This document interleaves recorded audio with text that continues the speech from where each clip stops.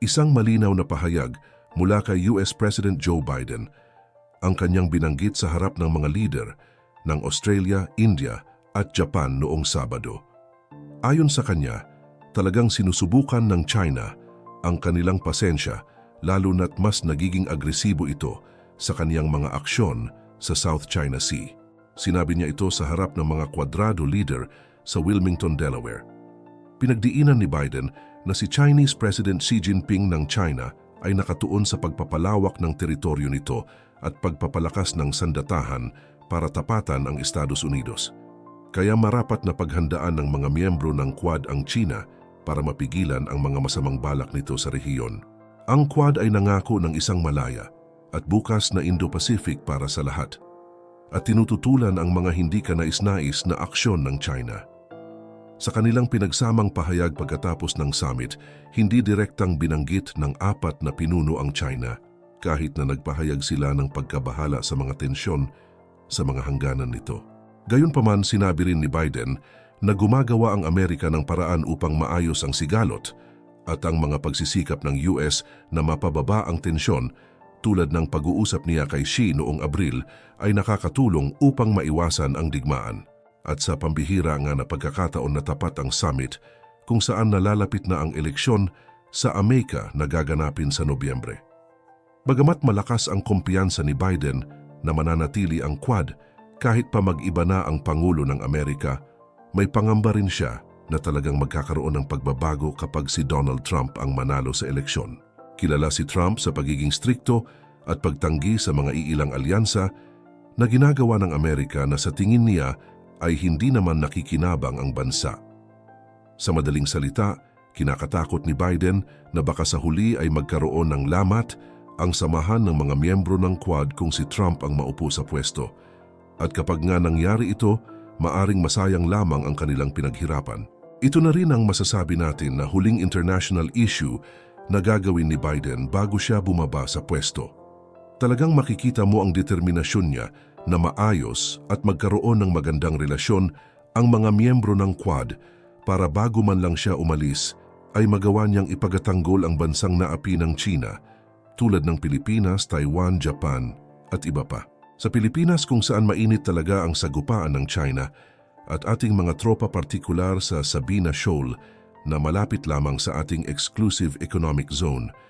Kamakailan nga lang, ang pinakamalaking barko ng Pilipinas na BRP Teresa Magbanua ay nag-withdraw dahil sa natamo nitong pinsala dulot ng pagbangga ng mga Chinese Coast Guard na ikinasugat ng iba nating tauhan. Dumagdag pa ang mga nagkasakit na nangangailangan ng agarang gamutan. Kaya naman marami ang nagtatanong kung ipamigay na nga ba natin ang shoal sa China na sinagot naman ng ating mga opisyal na may papalit sa barko sa magsusunod na araw. Ang posibilidad na magkaroon ng digmaan sa Pilipinas ay talagang mataas. Subalit nanindigan pa rin ang Amerika na tutulungan nila ang bansa kung sakaling atakihin ito ng China, lalo na't may Mutual Defense Treaty Act sa pagitan ng Pilipinas at Estados Unidos.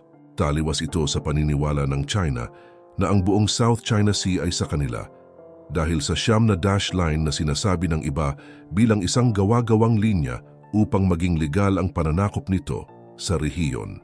Sa ibang balita naman, ang mga opisyal ng Amerika at Pilipinas ay nagkasundo na panatilihin ang isang mid-range missile system ng US Pilipinas at hindi nagbigay ng palugit kung hanggang kailan ito mananatili. Ito ay upang mapalakas ang defense capacity ng bansa sa banta ng China. Noong Abril, inilipat ng US Army ang Typhoon missile system sa Hilagang Pilipinas bilang bahagi ng mga pagsasanay sa militar kasama ang mga puwersang Pilipino upang suriin ang kakayahan nitong magamit sa mga sasakyang panghimpapawid ng Air Force. Ang system ng Typhoon na nakabatay sa lupa ay kayang maglunsad ng Standard Missile 6 at Tomahawk land attack missiles na may saklaw na higit sa 1,000 milya na epektibong naglalagay sa China sa loob ng target range nito. May mga pag-uusap rin na tatagal pa ang sandata nito hanggang sa Abril sa susunod na taon kasabay ng Balikatan exercise. Sa kabilang banta, paulit-ulit nang nagpahayag ng pag-aalala ang mga diplomat ng China ukol sa deployment na ito. Nagbabala na maaaring makagambala ito sa katatagan ng rehiyon. Tinawag ni Philippine Defense Secretary Gilberto Teodoro Jr. ang mga alalahanin na ito bilang panghihimasok sa mga internal na usapin ng Pilipinas at iginiit na ginagamit ng China ang psychological tactics upang hadlangan ang pagpapabuti ng kakayahan sa depensa ng Pilipinas. Hinamon niya ang China na kung talagang gusto nito ng kapayapaan ay magsimula ito sa pamamagitan ng pag-aalis ng kanilang sariling nuclear arsenal at pag-alis ng mga barko mula sa mga pinag-aagawang teritoryo. Ipinahayag ng mga lider militar ng Pilipinas ang matinding kagustuhan na manatili ang Typhoon system ng permanente para sa pangangailangan sa pambansang depensa.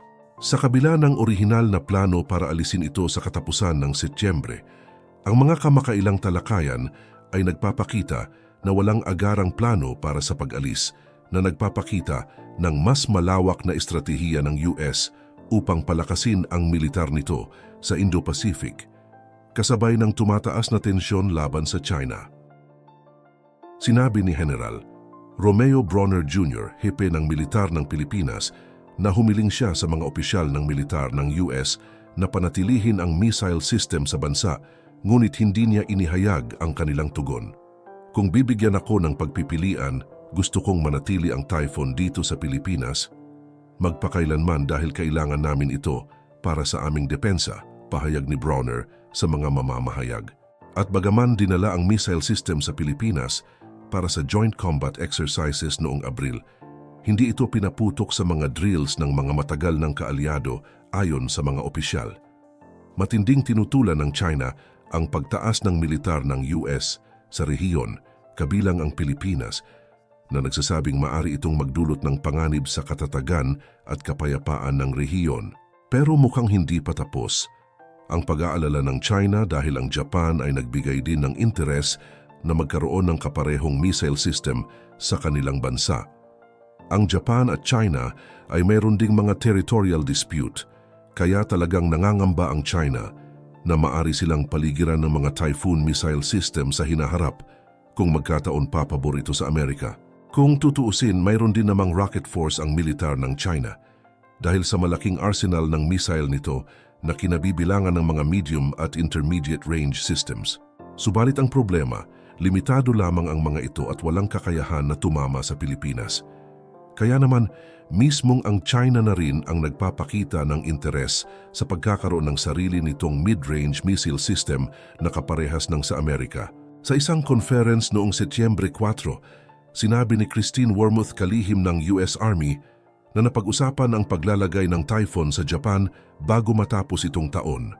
Sa isang press briefing, sinabi ni Lin na ang US ay matigas sa pamumuhunan nito sa militar sa rehiyon at idinagdag na ang paglalagay ng Typhoon sa Japan ay magpapaigting sa karera ng armas, magpapalala ng tensyon sa rehiyon at magbabanta sa kapayapaan at seguridad.